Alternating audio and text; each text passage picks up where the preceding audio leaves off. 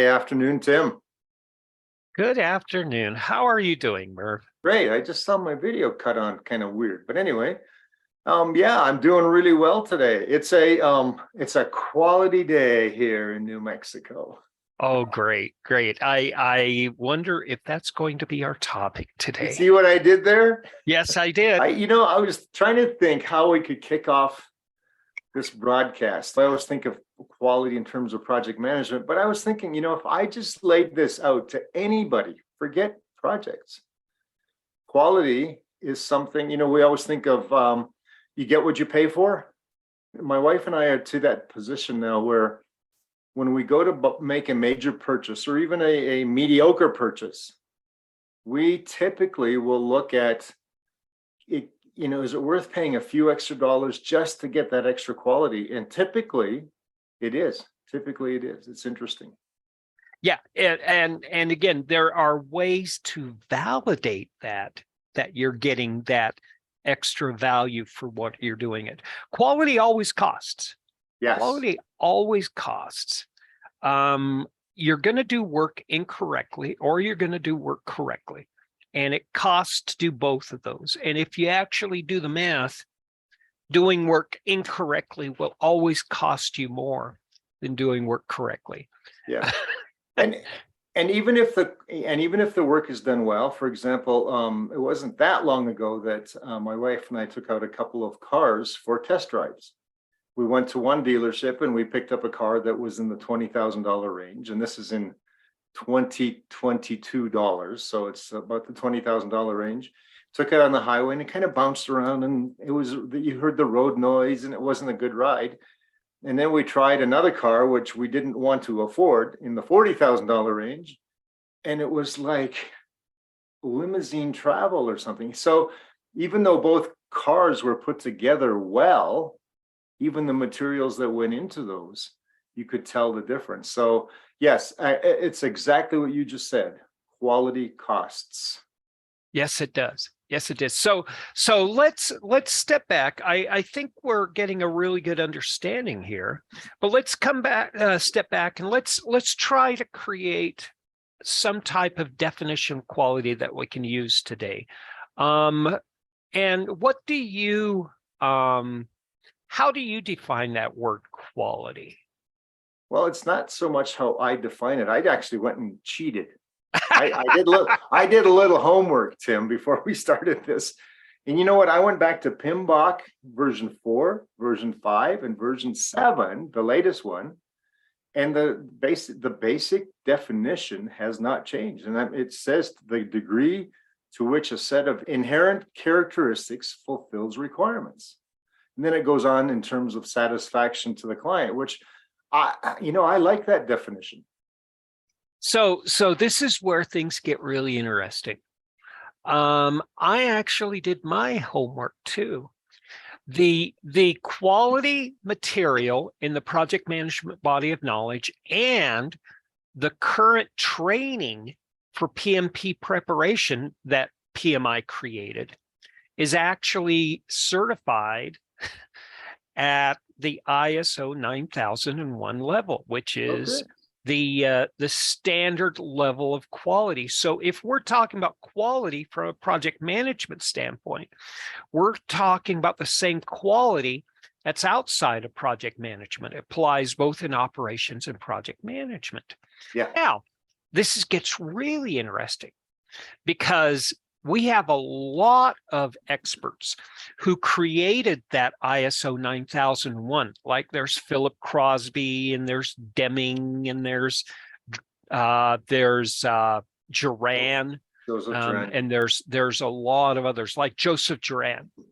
He said quality is conformance to requirements, which is the fulfills requirements, and fitness for use, which means usability.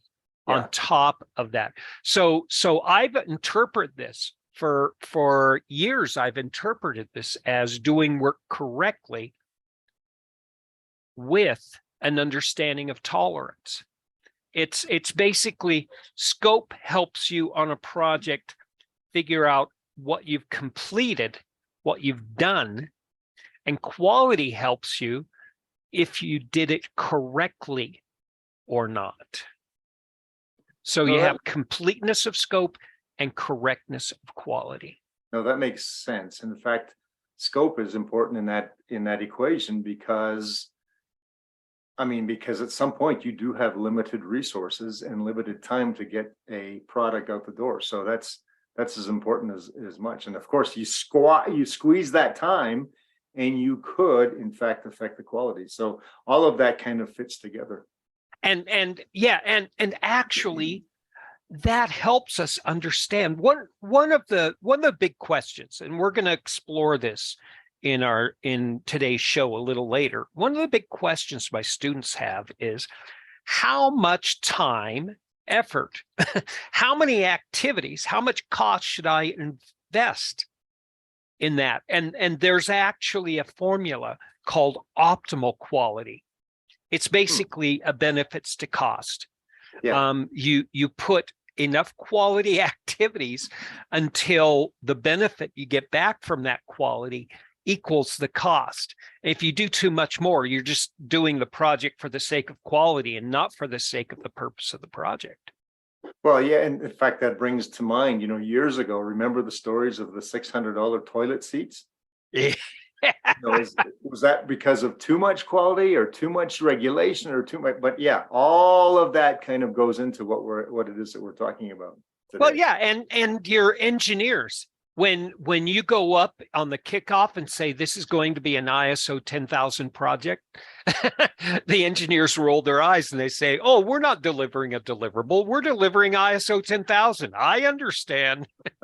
and that's the thing. That's the thing. And you know what my clients say when I say ISO 10,000? Their eyes roll in the back of their head, and they just go, "I just want my system. I just want exactly." And it has to be good. Yeah, it has to be good. And how? See, this is what I want to explore a little bit later. How do I define how much correctness and how much good for the sake of the customer? But before we go there, when you actually go into planning these huge projects you have, how do you go about planning your quality activities and planning that? What are the sources of information that you pull from to say this is what I'm going to do to meet the quality needs of this project? What are the sources? I think one of the largest sources when I worked in corporate, and even now in terms of keeping track of my own consulting process, I think one of the major sources I go to are lessons learned, because the only way that I can improve quality on this engagement are if I can take care of the issues that I perhaps floundered with in the previous engagements. So the more I practice, the more I'm able to put those new learnings or changes into practice in my current engagement. So I think that's one of the major sources is lessons learned. Okay, that's good. That's a good source. That's the deliverable itself. Yeah, you're using your understanding of the deliverable and going back to your knowledge base. Okay, but I think, go ahead. No, I was going to say, but as we do, and when I work with my teams, one of the things that we do, especially in the larger projects that have much more at stake with regard to funding and that sort of thing, is we build into our project plan things like quality assurance reviews, peer reviews right at the code level. We put in, we allow for proofs of concepts or demonstrations of the product as we go along, just little bits of envisioning what that end product would look like early on so that we can correct mistakes early on. And we build that right into our project schedule. That's another good one. The team as a source of the activities. Stakeholders too. A stakeholder says, I don't want to go through 5 layers of web pages to get this work done. That's useless for me. I need to get right to here. And how are you going to do it? Which is where those demonstrations and proofs of concept come in handy. Right. And then finally, I think one last topic, and you're actually hitting all of them that I was thinking of. The last one is our enterprise environmental factors, right? Like our safety and legal compliance and all of those things. The business requirements, organizational preference and business requirements often tell us, how to do work right. It's, and this goes back to my early days. First project as a team lead, not even as a project manager. I remember doing it was a waterfall project. We went through requirements, we went through design. We were coming up to user acceptance tests, and we gathered our subject matter experts that had been working with us for 2 years. And we were so proudly about to show off this new system. And after we demonstrated it, we came back. Now, remember, we were about to go into user acceptance tests just prior to implementing it into the field. And as we proudly displayed this, and we were looking for the approval that we knew was coming, there was a course from our subject matter experts from our customer that said, well, yeah, we know that's what we asked for, but that's not what we wanted. Those. Do you want to know what it feels like as a project team to be crushed? And by the way, it wasn't our client's fault. It wasn't their fault. The way, I have thought about this for over a decade. It's not just what you ask for, but how you ask for it. Yeah. Because people want you to be successful, but they don't necessarily know how to get the work done. And so when we go and do our surveys and have our discussions and have all this data collection in requirements discovery, we have to be very, very attentive to how we ask our questions, or we're going to get something that we didn't expect. Well, and even in that case that I just cited, now this does go back a few years, but even in that, why did we demonstrate at the very end? We had been building this for a few months. We could have easily demonstrated some of the screen design while we're doing design and corrected it then. So yeah, you learn. I talk about lessons learned. That never happened again. Yeah. And this is not just Merv and Tim speaking. This is if you go into all sorts of things. Scrum actually has a lot of artifacts that you can pull from. Extreme programming has something called an XP metaphor that actually helps you interpret the pieces of work in such a way that the stakeholders know that we're not looking at lines of code, we're actually looking at processes and functions. Yeah. And so this is really, really critical in planning and organizing and interacting with our stakeholders as we develop the results. Well, I think what you just said was also really important, because we as project managers and as technical people tend to fall back on lines of code and correctness and that sort of thing. And we sometimes forget about the client that it is that we're trying to please.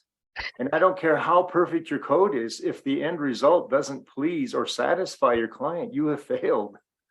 I have five books behind me talking about how critical it is when you do work in another culture to take on their terminology, their perspective, and not force your culture on theirs. And when we do work, even if it's just in another organization, we have to realize we're entering an entire different culture, and we have to understand those differences before we can actually provide something that's successful for them. Well, and it goes one step further, even in the culture in which we exist. I remember after I had a few lessons learned under my belt, I would pull my team aside as we began a new engagement and say, look, we like to talk techno speak or computer speak or system speak. We can't. We need to talk clients' language. We need to learn their language, not expect them to learn ours. So become proficient in what it is that they do on a daily basis so that we can give them the best system. And that's a huge, or at least it was at one point, a huge change for technical people to be able to put their butts in the seats of their client instead of just always looking to what's technically proficient. Oh, it's still a topic. It still is critical for us to remind ourselves and each other that this is a big deal. Can I go back just before we go on to another topic, just so that we can set a stage? I'm trying to think in terms of how I'm trying to put myself now in the minds of our audience. Could I, at this point, get a definition of quality assurance? We're talking quality, but can we kind of separate quality assurance from quality control so that we can kind of get a fuller understanding? Yeah, let's do that. Again, this is ISO 9000, 9001 territory here, but we have two different activities in our quality management of a project. Number one is looking for defects. It's finding, do I have a defect or not? And that's called accuracy. Okay. And we do that through inspection of the data, the deliverable, inspection of our project management artifacts too. And we say, did I make a mistake? Is this a mistake? Yes or no? It's a simple yes or no question. Now, root cause analysis actually allows us to go back and say, how can I make sure this defect never happens again? Quality assurance says, am I following process and procedure? And it says, am I aligned with good practice? Am I doing things within expectation? So where you have in quality control, yes or no, with quality assurance, you have a range. And with that range, you can say, oh, we're progressing at a regular rate. And when data goes outside that range, you say, oh, what happened here? Are we missing a procedural activity? Are we doing something incorrectly that doesn't align with the plan? Or is there an external environmental item that we didn't consider? And that allows us to actually fix our processes. So you have that repeatability and you have that accuracy that work hand in hand. Okay, that makes sense. So quality assurance could be things I do as a project team to follow the standards and the processes, those activities that help me to maintain a high quality product. And the quality control can be the inspection of, did I do it correctly? Right. What did the results look like? The results look like, yeah. Now, quality assurance gets really goofy in Agile because quality assurance in a predictive project says, oh, we just have our plan. We just say, are we following plan, yes or no? And then the results of that root cause analysis and quality assurance says, do we need to change the way we're doing the work? Do we need to change the plan? Yeah.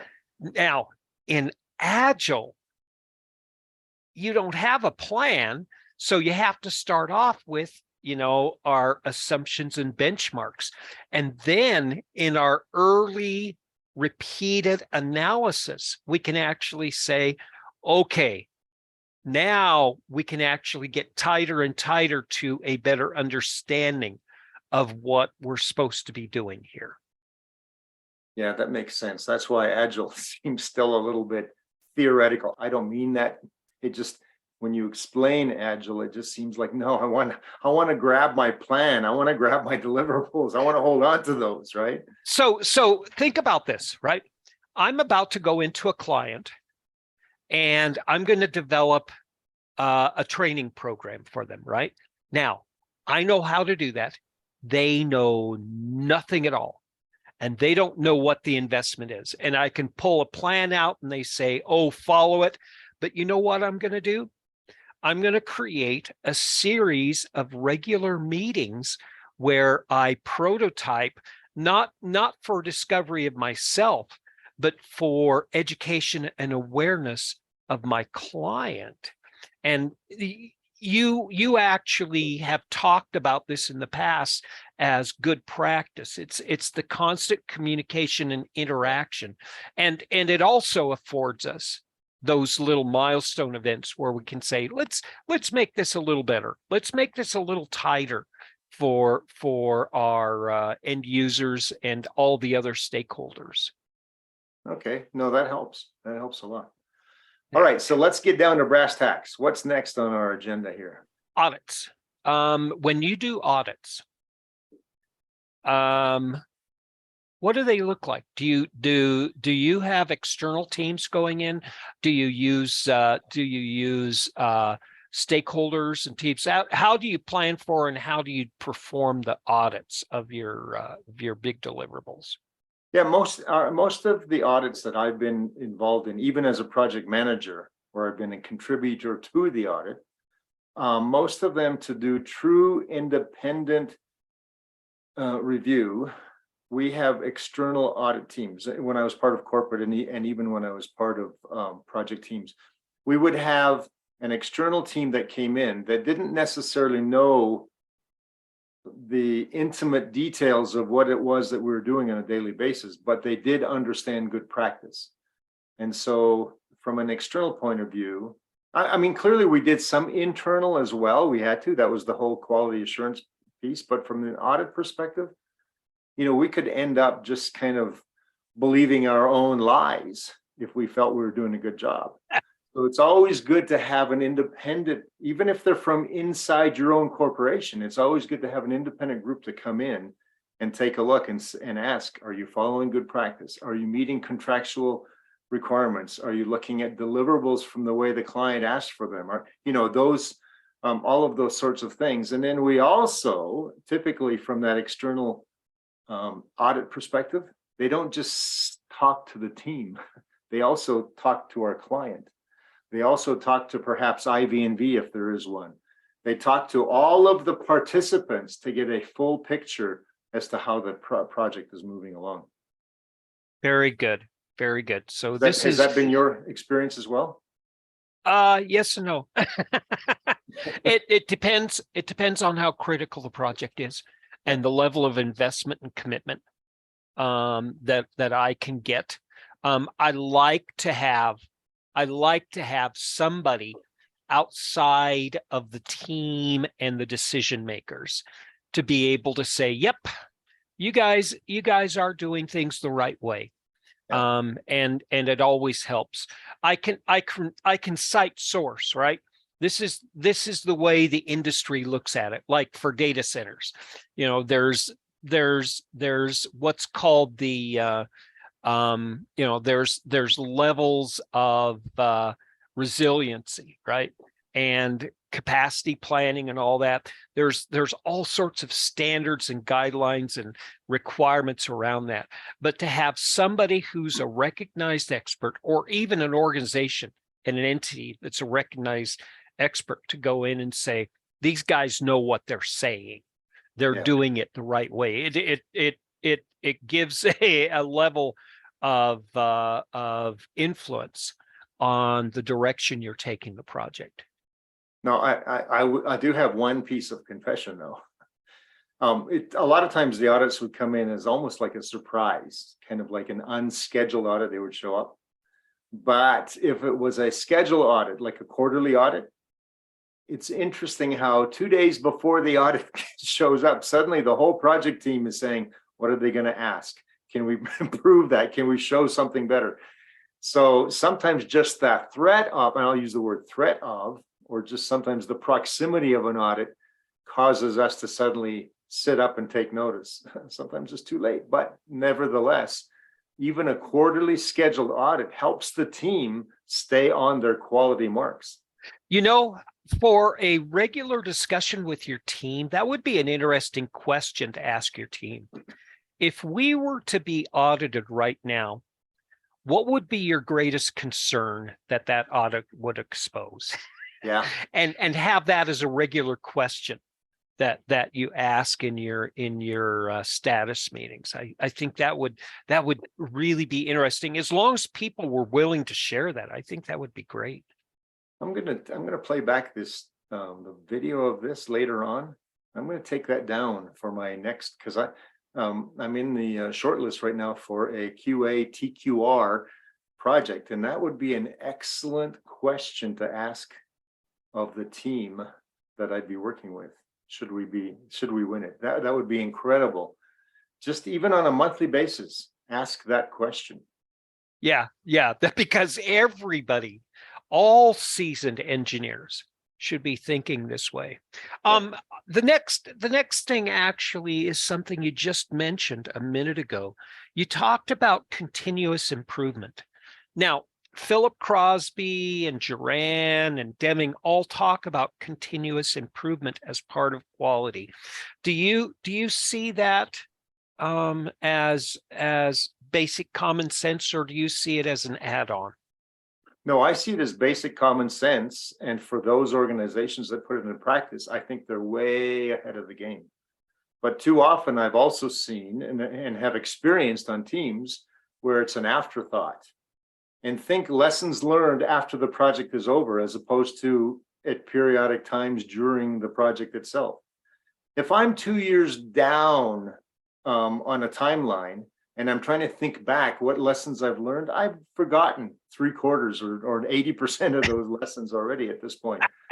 So, so continuous improvement, I think quality assurance and quality audits, specifically if you're using them well, allow you to do lessons learned and allow you to do continuous improvement as you move along, not after the fact. Right. It's built in, and that's what both Phil Crosby and Jerome said. It has to be, and Deming did too. It has to be part of the way you do your work. Continuous improvement has to be there. Ray Kroc, the guy who actually launched McDonald's into its incredible success, had a great saying that I still remember. It's one of those things that I wake up and think about every day. He said, "Stay green," because when you're green, you're growing, and when you're ripe, you rot. Human beings are either moving forward or falling behind. There's no status quo. And this is common sense for people who are entrepreneurs and who are visionaries. What worked last week doesn't necessarily work for us today, because you never step into the same river twice. You have different boots, you have different water, you have different rocks. Yeah. Right? I like that. Yeah. Never step in the same river twice. That's good. Yeah. Well, even if you step in the same place, it's not the same river. Right. It's everything's different. And so with continuous improvement with your audits is an opportunity, not just to maintain where you are, but to create those innovative activities so that we can continue to improve. So what that suggests to me, I want to just go back to something we covered earlier. What that suggests to me is, regardless of the size of the project, I mean, you can scale your investment in quality planning, but there needs to be an investment in quality planning. Big projects, small projects, medium-sized projects. I guess one of the curiosities, maybe what our listeners may be asking right now, is what does that even look like? Yeah, this is something I actually struggled with, because in my early teaching, it was like, sure, we need to put in quality, but what are the quality activities that we do? Tim, what, and they would ask me, okay, you're telling me I buy that I have to put quality in, but I don't get any direction. This is not a Six Sigma project. This is not ISO 9001. How do I put quality activities in? And what do I mean? What is a quality activity? An activity that actually does this assurance of correctness. Yeah, I struggled with the same thing. I remember using peer reviews at one point. And by the way, we still do use peer reviews and this is down to the basic code or configuration. And it's amazing. If you don't do it right, you end up with project delivery staff who begin to hate each other because it's almost like, "Oh, I found an error in your stuff," and it's no, that's not what we're doing. We're not trying to put the other person down. We're trying to find defects in the code before it gets out there. And so even the way you do peer reviews as one of those investments, even when you do those, you have to do it in such a way that it becomes an egoless peer review. Yeah, you're solving issues. You're not solving people. Right, exactly. And by the way, the other problem with peer reviews is what happens when the project gets behind. Yeah. Now I don't have time to do your peer review. I have to get my own stuff done, right? Right, exactly. And this is why a lot of times these audits need to be from outside of the project. Yeah. So you're talking about inspections and audits. Yeah. Let's actually step back and let's see if we can identify any other types of activities. If you look at the cost of quality, there are investments in projects if you do want to do work correctly. Checklists, making user manuals, making sure people are following those with your audits, maintaining resources, right? Proper resources, proper maintenance of them, and also giving your team enough time to do the work correctly, not rushing them, giving that, actually creating that little, I don't want to call it buffer, but that understanding that if we go too fastly, we're going to make mistakes. That's exactly right. Yeah. So this is what I look at when I talk about cost of quality. It's a great opportunity to say, here are the things that you're going to build into every project. Yeah. And don't listen to me and observe what happens and you'll learn, or take note and build them in and then see what happens and then compare the two and see what is a better result. What do you think about using the project management office? That's what I've done in some projects, is where we've staffed a project management office, not just to kind of look after the schedule, but we've actually put technical writers into the project management office who would read and go through all of our deliverables to make sure that they're technically accurate and conform to requirements. We've put in people who have a knack for, yes, the schedule part, but who have a knack for reading requirements from a client's perspective and see if they make sense, if the acceptance criteria against each requirement makes sense. So we've done some of that as well. What are your thoughts about that? So a project management office is a group or an organization or an entity, and it takes investment to create it. It does. The corporation and decision makers has said projects are so critical to our bottom line that we're going to set aside headcount to do that. That basically that's the statement they have made. Now, the purpose of a PMO is twofold. Number one, standardization and centralization of project management. And that's what you're talking about here. It's right. Can I go back and have them provide oversight and governance on the way I'm doing my projects? Right. Second of all, the second purpose of a PMO is to create and maintain a centralized knowledge base. And that's the lessons learned. Yeah. And so these are the two major purposes. And it can be lessons learned. It can be the risk and issue items that they're making sure are being taken care of. It's all of that, because sometimes a project manager gets so involved in the details, and there's so many details, they can't possibly manage and monitor every single issue. So, or every single item.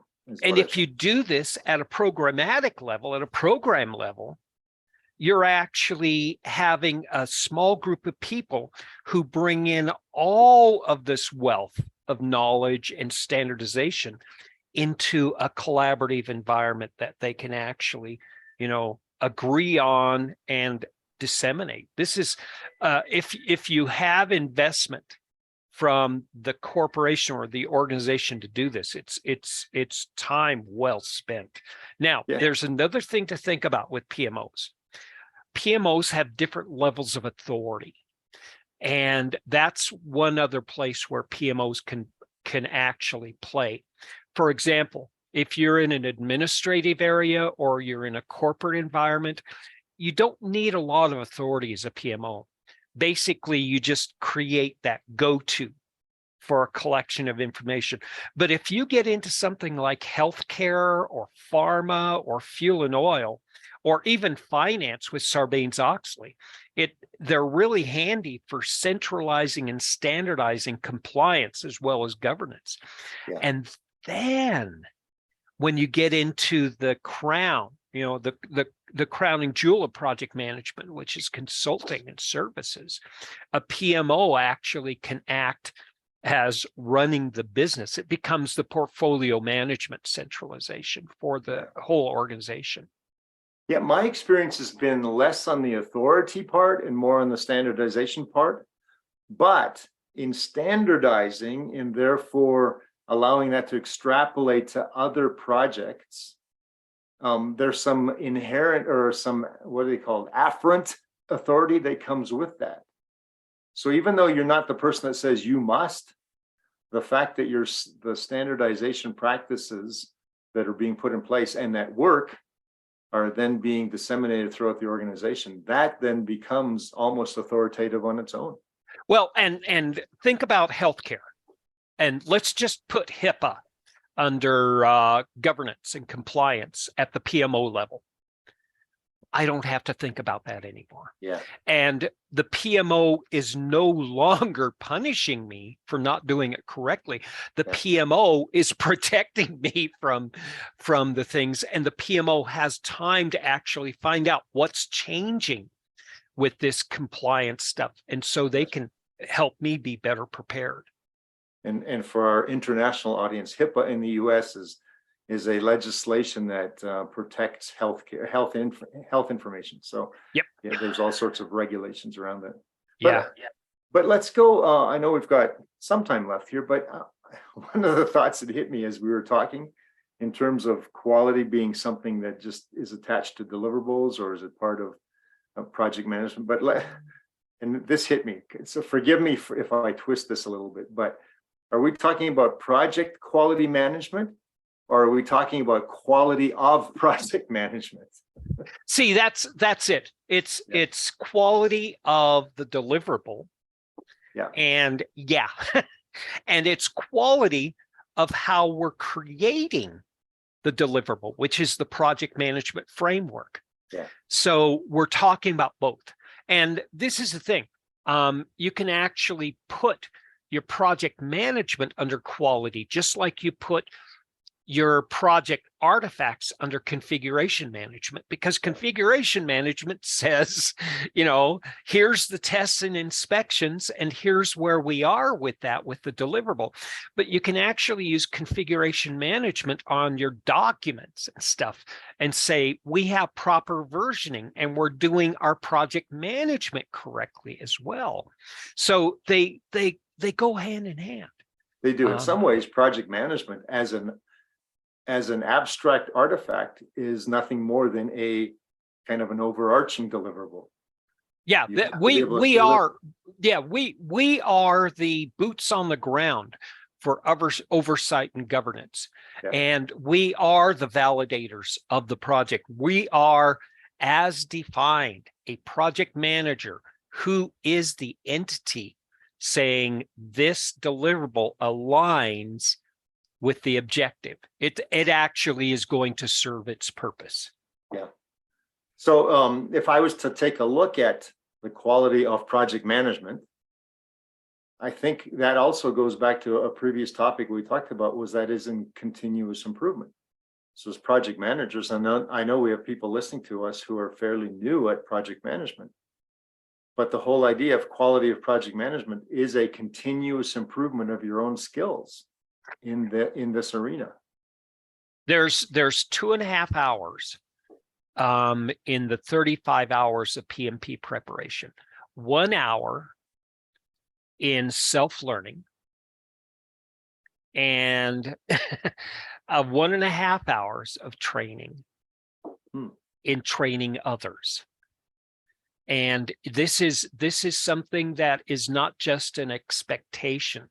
This is a requirement that's built into project management as a standard.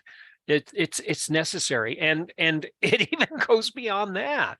If you look at what Deming was predicting, he was saying, the 21st century, we're all going to be knowledge workers, which means it's not it's not what you know, it's how you continue to get better that actually adds value. And Drucker said the same thing. It's not the tools and the facts that you have today, it's how you continue to evolve to the changes and the growth of complexity and uncertainty that we're facing in the future. Well, and let me give a really practical, on-the-ground example from my own experience. Years ago, when I was managing a project, one of the things I had to learn, and by the way, I put myself under the mentorship of a very senior project manager. One of the things I had to learn fairly quickly was how to run a meeting, how to run it with an agenda, how to run it. So there's a skill involved, but that's an easily learned skill. If we assign an hour to a meeting, we better be done in 58 minutes, that whole thing, and get it done without a lot of useless banter, all of those sorts of things that go in. And so I became very good at that fairly quickly because it was almost a checklist, right? I could do that. But then my mentor said, wait a minute, but there's more to it than just that. The other part of that is, are you running a meeting with keen observation? And I sort of sat back and I said, well, what do you mean by that? He said, well, you're able to get through your agenda. You're able to get through the topics. You're able to either deliver the status or get the information you sought. But did you happen to notice Sally over there and how she was making faces? And did you happen to look at Robert over there and the doubt that came across his face? You never picked up on those and asked them for any questions that you may have. So again, the improvement part, and sorry for me going on too long, but the improvement part is from the technical aspect of being able to run a meeting to the more qualitative aspect of being able to run a meeting well in terms of understanding everything that's going on around me. And that's the part of the continuous improvement that we can all put ourselves under.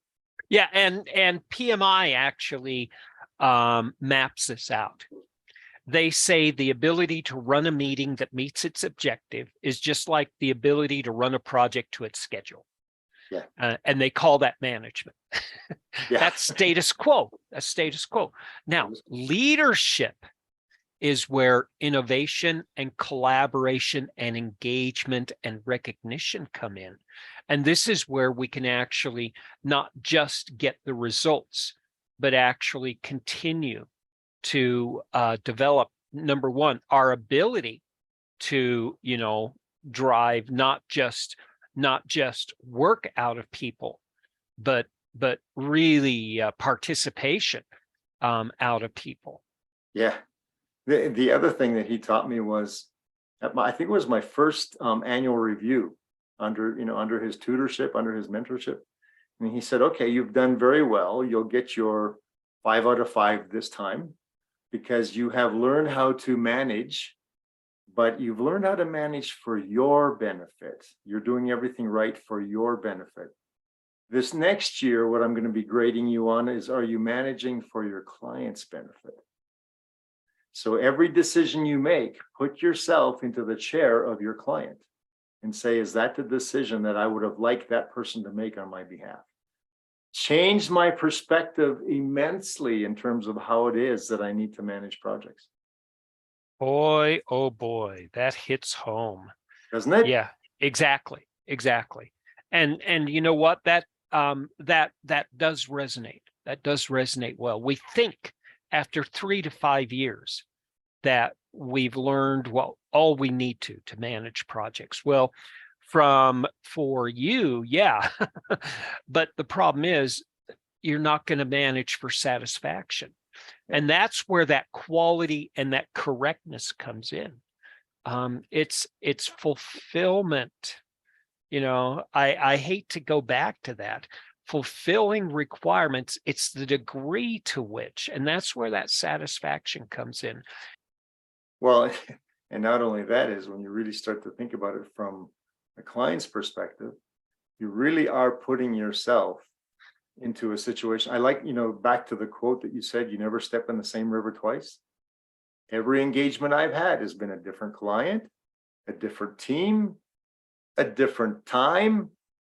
And so, of course, every single one of those projects is different. And what I thought I knew based on the last two projects suddenly shifted out from underneath me on this project because it was a completely different environment. So we need to continuously improve. We need to continuously look at the quality of our managing of projects in order to be successful in this game. We've covered a lot of interesting topics and concepts, but for our less experienced project managers who are really interested in what we're talking about, what guidance would you give them as to how they start to add this level of quality understanding to that? What type of activities and how do you apply this different level of quality? May I be so bold as to say every single person listening to this podcast, this YouTube, should go back to PM Coffee Hour, Project Management Coffee Hour with Merv and Tim, and listen to every episode. How's that for self-serving? But no, I think we have, through our own experience, shared a lot of information that would help the neophyte and probably even some stronger project managers get to the point where there's always something new to learn. I've got several others, but I want to hear yours as well. I would actually add one more leadership skill for people to consider: critical thinking. Collect data and be honest with yourself and honest with your data as to the results of your efforts, your team's efforts, and the project efforts. Get that baseline and then pull out actionable activities and behaviors and even attitudes and apply them, and then notice the difference. It's going to take time.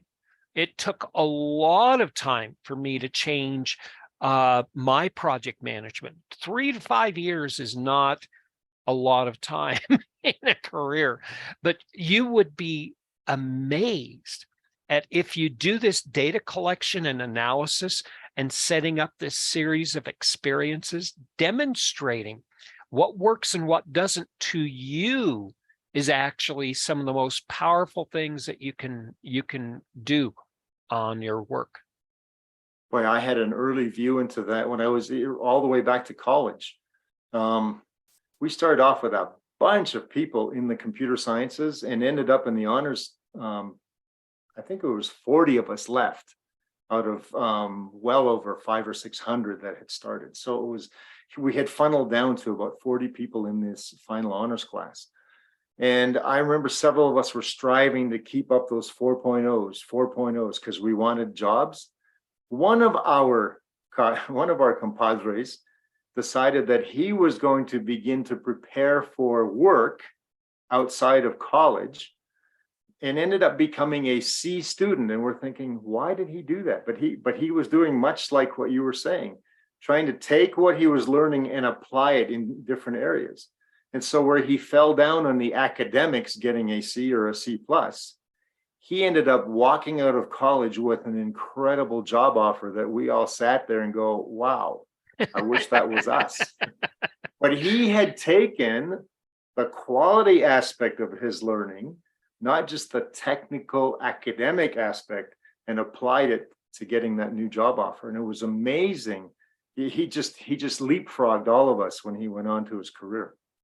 The purpose of project management, not just the tasks, the purpose of getting a degree, not just the activities of earning the classes. This is something that confounds me. And in 20 years, I'll still be wrapping my head around this. That's a path that Philip Crosby said you're never going to end. And W.E. Deming echoed that in his 14 points. You're never going to actually finish. This is another one of the path is the work, not the destination. Yeah. And in our friend's case, back to the critical thinking, while we applied academics to get our 4.0s, he applied critical thinking to extrapolate that into the workforce. And That's right. So he was a much better critical thinker and probably did better on the interviews, because that's how he landed this fabulous career starter.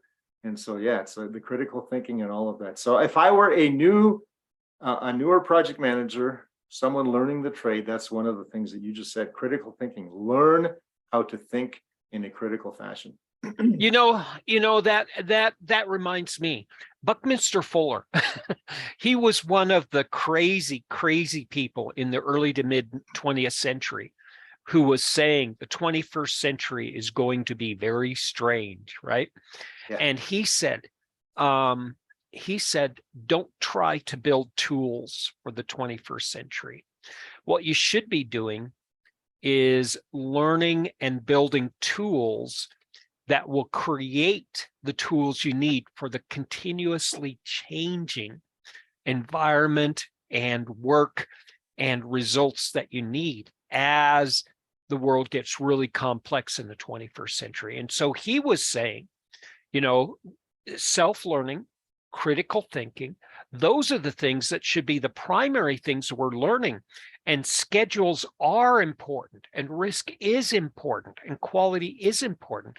Get those down. But remember that these other things that we're talking about today and throughout all of our material are almost more important, because they are going to serve you in solving problems we haven't even addressed yet.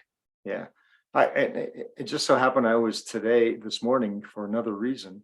I happened to be on the PMI website, and I was looking at the PMBOK 7, which I think is more readable from a project manager who wants to go from guidance to leadership. PMBOK 6 and the earlier versions were great at getting us into delivering good projects. I think PMBOK 7 adds that extra nuance that allows us to become better leaders as project managers. But as I was out there on the PMI website, I happened to look at all the practice guides that are out there. I happened to look at the plethora of articles that were written by experts that are written in layman's language to help us. One of the ones I came across this morning, I thought about this show today. One of the ones I came across was practical quality management for project managers. Incredibly insightful white paper. So there's all sorts of self-study, self-guidance that you don't need your corporation telling you this is how to do things. You don't need your education institution saying you got to do it this way. You can get out there and learn yourself. Yeah. And again, for those of you who are interested in building, checklists and schedules and tasks for self-learning and study and reading and all this, reach out to us. This is something that I've been studying. I've been helping students actually, changing their mindsets about, do I just get a certificate, or is this certificate representing the beginning of my real journey? That's key. That is key right there. Did I get my master's in computer science because I wanted to put something on my wall, or did I get my master's in computer science because I wanted to make this world a better place through the IT systems that I can be part of? So, yeah, that's huge. Huge. And that's not just a silver-haired discussion.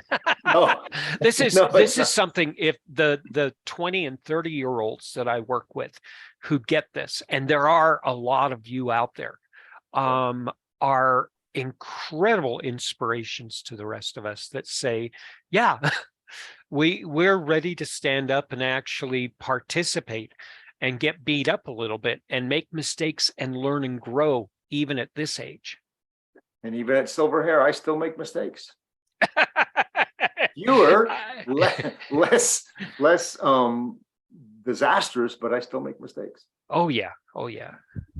Well, That's all I you. got. That's all I got, Tim. I think it's been a quality discussion. What do you think? Boy, oh boy, this has gone beyond my expectations. This is a good day today. This was good, yeah. As we wrap up, how would you recommend people get in contact with you throughout the week? I think through LinkedIn as well. I managed to get several people reaching out to me this week, which I accepted their link on LinkedIn and started some conversations. So just find me, Merv Jersak, on LinkedIn, or People First Project Management on LinkedIn. It's just a great place to share thoughts and ideas and ask questions. It's a good jump off space, place to make connections. I agree with you. And that's where you can find me too. And as you connect with me on LinkedIn, I'll share other places that I'm exposed with Merv, with other YouTube channels, and with other entities that hold some of my work. Yeah, even I took your example, Tim, and I started following Simon Sinek. So there's lots out there that we can still continue learning. So yes, indeed. All Well, right. thanks again, and looking forward to another compelling conversation with you next week. Next week. Take it easy. You too.